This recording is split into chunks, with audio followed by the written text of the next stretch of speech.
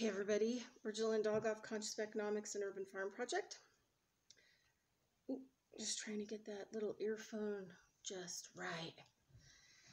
So today I'm just going to have a little video that if anybody's been following my channel for a while, you know that I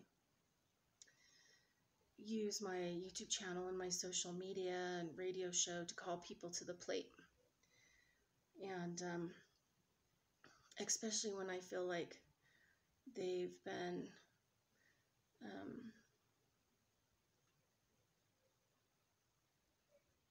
sort of not very nice. So this video is about the Reno Hive Coworking, and the title of this video is going to be Reno Hive Coworking is not worth your time.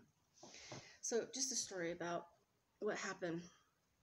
So I saw on Facebook that the Reno Hive Coworking was on the second floor of Arlington Towers, and they were telling people to come down if you're interested for workspace, office space, if you want to teach classes, whatever else. So I messaged them on Facebook. They said, hey, come on down, check it out.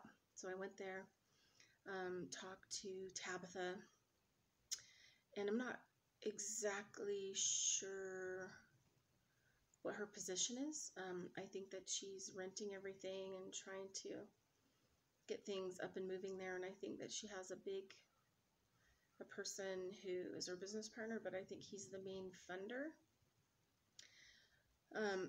Yeah, I'm not really sure on the details, but anyway, it seemed pretty good. There was a person there who, so I set up a class, and then she said, send her information with the logos and all of the information. So I updated it. I was going to teach a 3-part dowsing course there, and then I was teaching a 4-part pain management course. And you can see the updated versions on my website, COE-LLC. A pain management course 2020 was going to be there. And then also dowsing, the dowsing class that I teach. So I revised it and I was going to teach it there. And my dowsing class is amazing. Pain management class, amazing. I've been working in these fields for 30 years. So got it all rolling, got everything all going, sent her the stuff by email. Never really got email notification of anything going on. Then tried to call her, and her phone wasn't going to voicemail, and my phone was having problems, and so I ended up kind of over calling her. And then she answered it and was pretty snappy, and then later sent me a message saying she apologized for not calling me back, because she said that she was going to call me back. And should have been an indication of my importance level to her and the Reno Hive Coworking. This is the deal.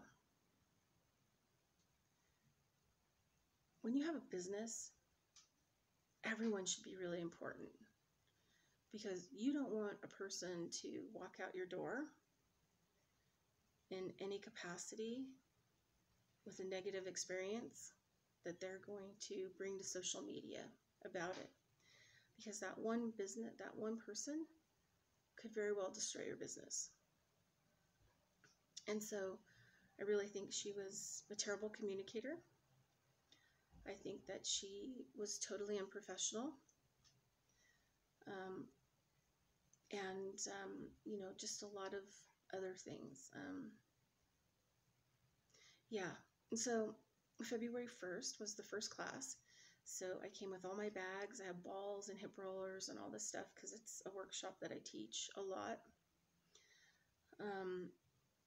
And so it's at Arlington Towers, which is, towers. You go in the front door, you have to go up the elevator to the second floor. They occupy, like, Reno Hive, I think, occupies like half of the second floor of Arlington Towers. They have all these different rooms. Well, all the rooms were locked. So when I got there, I couldn't go into a room. I couldn't go into the room that I was labeled on their website to use for my class. I couldn't set up for my class. I had no idea what to do. I could walk around the hall, but I had no access to anything. Everything was locked. A kind guy who rents a table space to do business work was kind enough to call her because I didn't take her phone number. But, I was texting her on Facebook. I think I sent her an email, and then this guy called her and left a message, and then she didn't answer, and so he texted her, and she didn't answer. And so from start to finish, I sent her a Facebook message about everything that was going on, and that, when I was finally leaving, the guy was nice enough to open up one of the rooms that I could put my stuff in, so I could leave it there because I had already discussed with her, and she said that it would be fine that I could leave my stuff there because it's a lot to carry up there and take back and forth. So, after all this kind of went down and I didn't hear anything back from her, and I didn't have any people show up, but, the question in my mind is like, how many people came early and there was no one to greet them? And they would have been like totally confused about what to do or where to go, right? I'm not saying that's their responsibility, but it kind of was their responsibility to make sure that I was communicated with and that there was a room available or how to get into that room or, and where to leave my stuff, upon leaving. And so after thinking about a lot of this stuff, I just really decided that this is a lot of reasons why I don't do business with people and why I don't get into business with people. It's because people are terrible at business. And so, I Facebook messaged her and just let her know that, I wanted to cancel all the classes because, if this is the start of how things are going to go, it's just going to escalate and it's going to get worse and worse. And then I'm going to be really angry. I know how this goes. I mean, I've dealt with people in business. I've been in business with other people, and I'm a specialist when it comes to business and how people run business matter. So, she was giving me the space to do the classes for free, but I was willing to use my nonprofit status also to give her a tax deduction letter on the space usage. So she was going to be getting something out of it. And, we decided on, she told me, the price, so, which was $50 an hour. So if I was teaching a 2-hour class, it would have been $100. And so I was going to reciprocate by giving her a tax letter for the donation of that room. So it wasn't like she wasn't going to get anything out of it. So, basically I told her I didn't want to do the classes there, that I was going to cancel, blah, blah, blah, blah, blah. She's aware of everything that transpired because I'm an over communicator. And she basically was like, okay. And then I just said, I'll come and get my stuff. And then she just was so, she didn't say she was sorry that the floor wasn't open. She didn't say she was sorry for not communicating. She didn't apologize for anything. But she sends me this message saying, oh, I'm so sorry that, you didn't have anyone show up to your class. Which is kind of like, F you. Like, it's kind of like a, you can tell that, these people are probably not from the Reno area. Because those kinds of things, matter. I would have never said something like that to a client. If I ever make a mistake, I'm always like, I try to make everyone feel as important as possible. I would either give them a free session, I would do something for them, and I would admit to what I had done, and I would have admitted to it like long before, it went for a very long time. Like I would do whatever it could to, make the situation better. Because I know in this area, you don't want to lose somebody, and you don't want to lose somebody who's going to give you a bad review. So, Anyway, that's not the end of it. Um, so anyway, so yesterday I couldn't come by and pick my stuff up. I had other things to do. I had a whole bunch of spiritual things that had to be done, and I had to take care of the ceremony and just, some other things. And so I Facebooked her and said, look, I'm not going to make it today, but I'm definitely going to come tomorrow. And so I went by there today, and I gave a inflammatory salve to the cleaning lady who was there, who's just amazing at Arlington Towers, just brilliant, smart, wonderful. I have totally an elevator phobe. She actually went on the elevator with me and helped me, went beyond the call of duty, just amazing. So I had a little gift. I gave her a little pain inflammatory salve for her hands and her feet because she works so hard. Just a lovely person. So I got to see her and give her that. And went upstairs and got my stuff, and one of the people that was there was helping me to look for it. And sometimes you don't think that you can be any more insulted. Sometimes you think, great, it's over.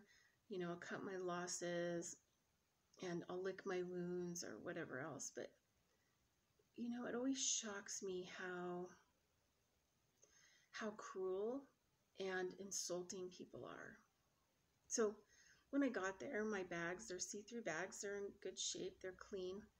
I have balls and hip rollers and all kinds of stuff in them that I use in my classes. And I went to the place that I put them. They weren't there, and they were thrown in the garbage room. So there was this room that had all this garbage in it, and there they were just thrown onto the floor in the garbage in this room. And when I saw them, I was kind of shocked, and I could feel from the person that was working there that they kind of were like,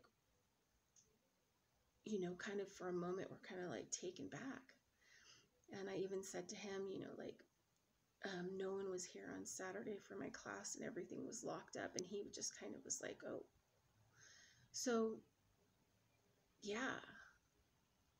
So it really kind of upset me when I picked up my bags. And so, that statement, a picture speaks 1,000 words. Well, my stuff being thrown into a garbage room on top of all kinds of a pile of stuff, like being prepared to be thrown away in some dumpster when I'd communicated that I was coming to pick it up, I think is pretty rude. I think it's disconcerting. I think it's insulting. I think it's belittling. I think it just made me feel horrible. It made me feel like that place is full of darkness, and that woman, she's full of darkness. And underneath her nice veneer, she's kind of resentful, seething, dark, and you'd have to watch her back with her. And so I grabbed my bags off the floor, even though, it's my stuff, and picked it up and smiled and cheerfully left. And, I got out to my car and I called a friend of mine, and a friend of mine was like, they don't deserve you. They don't realize, like, you've been doing this for 30 years. Like, when I just was appalled by the last great insult. Like, just total, it even goes past the point of disrespect. And you know what? It did. It hit me, because when I saw my stuff laying there and I had to walk into that room and pick it up, I felt embarrassed.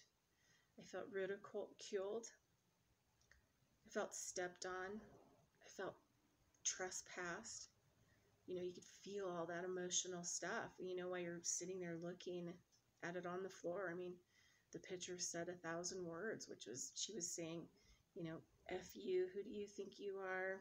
You know, blah, blah, blah, Trump, Trump, Trump. Yeah. Yeah. Anyway, I just thought I would do this video and upload it so that anybody that gets involved in the future with these people, you kind of have an idea of what you're getting involved in, because it's not good. And yeah, it's not good at all. All right, Bridget Lynn Dolgoff, Conscious Economics and Urban Farm Project. Thanks for listening. Over and out. Bye.